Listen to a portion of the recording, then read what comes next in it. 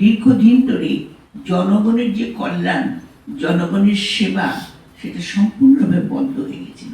তো যাই হোক, তারপরে এখন যে আমরা যে আমাদের মাননীয় প্রধানমন্ত্রী জনাব তারেক রহমান সাহেব যে মানে নেতৃত্ব নিয়ে এবং তিনি যে নির্বাচনী প্রতিশ্রুতি, সেটা হলো বৈষম্য দূরীকরণ, সকলের জনগণের কল্যাণ এবং সর্বরকম উন্নয়ন, যাতে করে বাংলাদেশের সব জায়গায় একই রকমভাবে হয় সেই প্রচেষ্টা, এবং বিশেষ করে নারী ও শিশুদের ব্যাপারে তিনি অত্যন্ত গুরুত্বভাবে দেখছেন। কারণ শিশুরা আমাদের আগামী দিনের ভবিষ্যৎ। আজকে আপনারা যেটা বললেন শিশু বিশেষজ্ঞ নাই, এটা কিন্তু অত্যন্ত সত্য কথা। কারণ আমি মাত্র ঘুরে আসলাম আমার নিজের উপজেলা থেকে, এবং যেখানে আমাকে বলল যে ওরা যেটা বললো সেটা বললো যে আমাদের শিশু বিশেষজ্ঞ দরকার। আর কি দরকার? গাইনি কনসালটেন্ট দরকার। আর কি দরকার? ট্রেনার দরকার।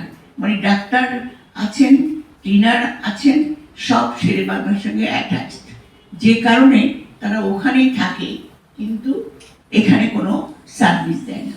তো আপনারা যে এখানে যে সমস্যার কথা বললেন, এবং সেই সমস্যা অত্যন্ত কঠিন আমরা জানি, কিন্তু আমি একদিন স্বাস্থ্যমন্ত্রীর সাথে কথা বলছিলাম যে আমার উপজেলায় এটা একটা দরকার, এই ডাক্তার আমাদের দরকার। তখন উনি বললেন, আপা আমি দিচ্ছি, দেবো আপনাকে, কিন্তু আমাদের ডাক্তার নাই, এবং ডাক্তাররা তবু তো মানে উপজেলায় যেতে চায় না। আরেকটা কারণ, এই দুর্গম এলাকায় ডাক্তাররা, আমি জানি না এখানে যারা আসেন তারা কতটা মানবিক দৃষ্টিকোণ দিয়ে আসেন। কারণ আপনারা বলছেন যে এখানে তো 250 জনের 50 বেডের এগেস্টে মাত্র 70 জন কাজ করছে, মানে কত স্বল্পতা। সেখানে আপনার জেলাগুলোতে কি অবস্থা হতে পারে?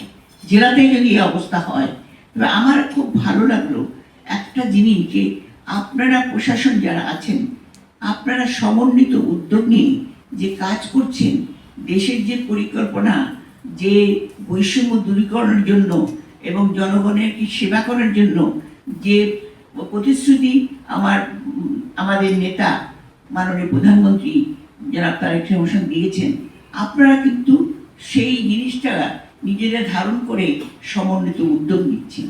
এটাও কিন্তু একটা খুব বড় প্রশংসার দাবিদার। আমি আপনাদেরকে অভিনন্দন জানাই, ধন্যবাদ জানাই। এখানে বললেন, এবং এখানে 71 যে কথাটা উপজেলার কথা বললেন, 71 প্রতিনিধি, এই ছবি কিন্তু আমার সারা বাংলাদেশে, বিশেষ করে আমাদের দক্ষিণাঞ্চলে। এটা কিন্তু আমার যেটা মনে হয়, প্রতিটি এমপি যদি, আমি যেটা নিজে মনে করি, প্রতিটি সংসদ সদস্য যারা নির্বাচিত হয়েছে, তারা যদি নিজ উদ্যোগে এক একটা ইউনিয়নে যদি এইভাবে চেষ্টা করেন, সেই জায়গাটা কিন্তু আমাদের যে সমস্ত লক্ষ্য আছে, জনকল্যাণ, দারিদ্র দূরীকরণ, যুবকদের কর্মসংস্থান এবং শিক্ষা এবং স্বাস্থ্য, সব কিছু আমরা কিন্তু অনেকটা দূর করতে পারি। তবে এটা এখন খুব কঠিন সময় যাচ্ছে। এই যে কালকে আসলাম, বারে বারে আপনার লোডশেডিং হচ্ছে, এবং আমাদের প্রশাসক সাহেব বললেন বরগুনার অবস্থা খুব খারাপ।